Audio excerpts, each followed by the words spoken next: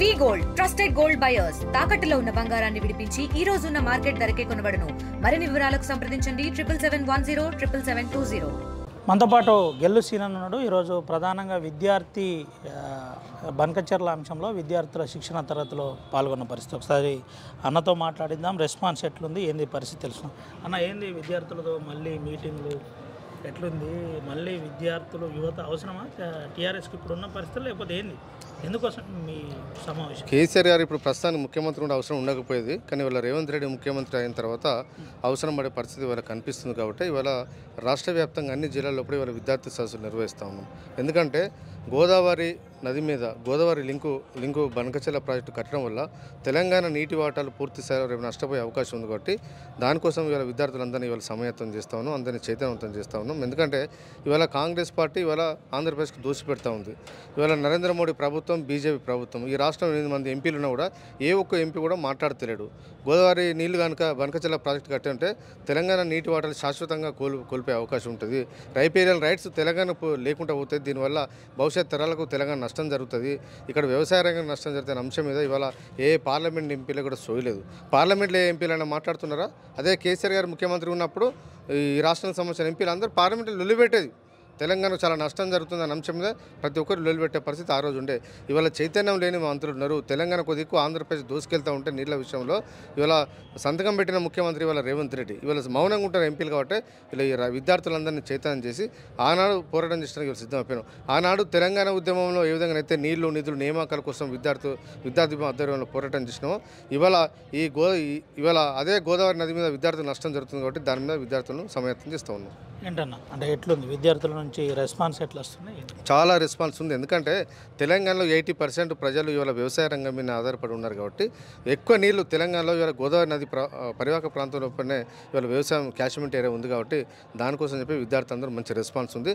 ఖచ్చితంగా మన నీళ్లు మనం కాపాడుకుందాం, మన గోదావరి నీళ్లు మనం కాపాడుకుందాం అని చెప్పి వాళ్ళ విద్యార్థుల పూట ఇవాళ చైతన్యం అనేది రోజు రోజుకి వాళ్ళు పెరుగుతూ ఉన్నది. దీని ప్రభావం భవిష్యత్తులో చూపిస్తాం. టీఆర్ఎస్ మీద తప్పుడు ప్రసారాలు చేసినా, తప్పుడు ఆరోపణలు చేసినా, తప్పుగా మాట్లాడినా విద్యార్థి సంఘాలు వెంటనే వాళ్తున్నాయి, వారిపై దాడి చేస్తున్నాయని కాంగ్రెస్ వాళ్ళు, బీజేపీ వాళ్ళు ఆరోపిస్తున్నారు. నిజమే కదా, తప్పుడు ఆరోపణలు వేసి ఎందుకు ఊరుకుంటామండి? విద్యార్థులు అంటేనే చైతన్యవంతమైన వాళ్ళు. ఖచ్చితంగా సమాజంలో ఎవరు తప్పు చేసినా దాన్ని ప్రశ్నించే గొంతుకలు వీళ్ళ విద్యార్థులు, బీఆర్ఎస్ పార్టీ విద్యార్థి నాయకులు అందరూ ఖచ్చితంగా ప్రశ్నిస్తారు. మొన్న మీరు చూసారు మహా టీవీ కేసీఆర్ గారి పైన, తెలంగాణ కోసం పోరాటం చేసిన కేసీఆర్ గారి కుటుంబం పైన, కేటీఆర్ గారి పైన అసత్య ప్రచారాలు చేసి వీడియోలు మార్ఫింగ్ చేసి తమ్మినేలు పెట్టి వ్యక్తిగతంగా డ్యామేజ్ చేసే ప్రయత్నం చేస్తే మా విద్యార్థులు మేము ఊకున్నామా? రేపు భవిష్యత్తులో ఏ కార్యకర్తకు ఏం అన్యాయం జరిగినా కూడా బీఆర్ఎస్ విద్యార్థి అండదండగా ఉంటుంది, పోరాటం చేస్తాం. ఖచ్చితంగా తెలంగాణ దేనికోసమైతే తెలంగాణ రాష్ట్రం ఏర్పడ్డదో, ఏ ట్యాగ్ లైన్ నీళ్లు నిధులు నియామకాలనే ట్యాగ్ లైన్ మీద తెలంగాణ రాష్ట్రం ఏర్పడ్డదో ఆ ట్యాగ్ లైన్కు వ్యతిరేకంగా ఏ ప్రభుత్వం వ్యవహరించినా, ఏ పార్టీ వ్యవహరించినా ఖచ్చితంగా మేము పోరాటం చేస్తాం. ఉద్యోగ నోటిఫికేషన్ అంశంలో ఇప్పటి వరకు క్యాలెండర్ పూర్తి స్థాయిలో ఇంప్లిమెంట్ చేయలేదు. దీని మీద ఒక విద్యార్థి నాయకుడిగా విద్యార్థులను ఏమైనా సమాయత్నం చేస్తున్నారా? ధర్నాలు కానీ నిరసనలు కానీ అవన్నీ ఆల్రెడీ మీ ప్లానింగ్లో ఉన్నాయి. ఎందుకంటే ఇవాళ విద్యార్థులకు అర్థం కావాలి, దానికోసమని ఇలా మేము ఎదురు చూస్తూ ఉన్నాం. గతంలో ఎన్నికల ముందు కాంగ్రెస్ పార్టీ ఏం చెప్పింది? కాంగ్రెస్ పార్టీకి అధికారం ఇవ్వండి, మేము జాబ్ క్యాలెండర్ని ఏర్పాటు ఇస్తాం, 2 లక్షల ప్రభుత్వ ఉద్యోగాలు ఖాళీ ఉన్నాయని చెప్పి మాట అయిన రేవంత్ రెడ్డి గారు ఇవాళ ముఖ్యమంత్రి అయిన తర్వాత అసలు జాబ్ క్యాలెండర్ ఊసలేదు. అసెంబ్లీలో పేరుకి ఒక జాబ్ క్యాలెండర్ అని చెప్పి రిలీజ్ చేశారు తప్ప జాబ్ క్యాలెండర్ని ఇంప్లిమెంట్ చేస్తూ ఉన్నారా? వాళ్ళు ఇచ్చిన జాబ్ క్యాలెండర్ని ఇవాళ వాళ్ళు ఇంప్లిమెంట్ చేస్తలేరు. ఇలాంటి చాతగాని ప్రభుత్వం ఈ రాష్ట్రంలో ఉంది. కాబట్టి ఇవాళ నిరుద్యోగులు అందరూ ఆక్రోషంగా ఉన్నారు. నిన్న మొన్న చూసారు, ఇవాళ చిక్కడపల్లి లైబ్రరీకి కాంగ్రెస్ ఎమ్మెల్సీ అద్దెంకి దయాకర్ గారు పోతే అందరూ ఇవాళ ప్రశ్నిస్తూ ఉన్నారు. రేపు రాబోయే రోజుల్లో తిరగబడి కొట్టే రోజులు వస్తాయి. కాబట్టి ప్రభుత్వం ఇప్పటికైనా మేల్కొని మీరు ఇచ్చిన హామీలు మీరు అమలు చేయండి. మిమ్మల్ని కొట్టాలని మేము కోరుకుంటాం. బీఆర్ఎస్ విద్యార్థి విభాగం కాంగ్రెస్ పార్టీ ఎమ్మెల్యేలను, మంత్రులను, ముఖ్యమంత్రిని కొట్టాలని చెప్పి మేము భావిస్తున్నాం. మీరు ఇచ్చిన హామీలు అమలు చేయాలని చెప్పి కోరుతాను.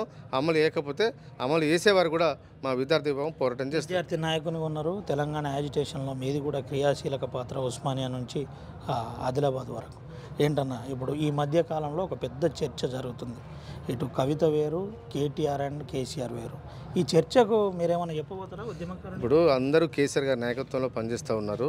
తెలంగాణ కోసం కేసీఆర్ గారు ఏదైతే పెట్టుకున్నారో వారి ఆశయ సాధన కోసం గతంలో తెలంగాణ ఉద్యమంలో పనిచేసినాం విద్యార్థులుగా, ఇవాళ కూడా మేము పనిచేస్తాం. ఖచ్చితంగా మా లక్ష్యం తెలంగాణ ప్రజలను బాగు చేయడమే లక్ష్యం కాబట్టి, తెలంగాణ హక్కులను కాపాడమే లక్ష్యం కాబట్టి ఆ దిశగా మా బీఆర్ఎస్ విద్యార్థి విభాగం ముందుకు పోతుంది. ఢిల్లీకి పోయే పనిలో ఇప్పుడు బీఆర్ఎస్ పార్టీ ఉంది బీసీల రిజర్వేషన్ మీద.